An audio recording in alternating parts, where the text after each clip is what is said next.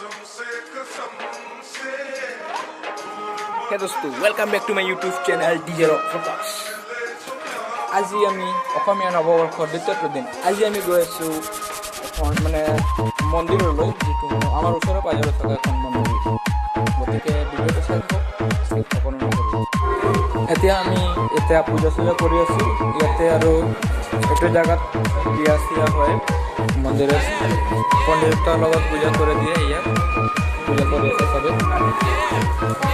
এতিয়া আমি পূজা চূজা কৰিলে এতিয়া আৰু বেলেগ ঠাইত পূজা কৰিবলৈ যাম। গতিকে চাই থাকক গাইজ।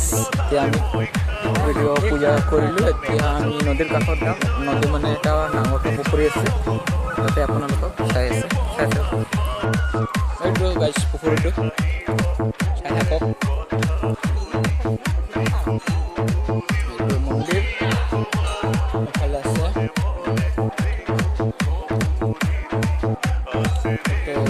এটা গছ আছে, ইয়াতে উঠি চাওঁ।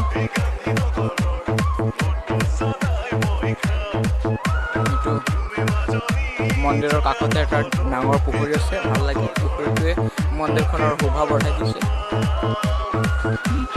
এতিয়া বনাইছে, ভিডিঅ' বনাই আছে।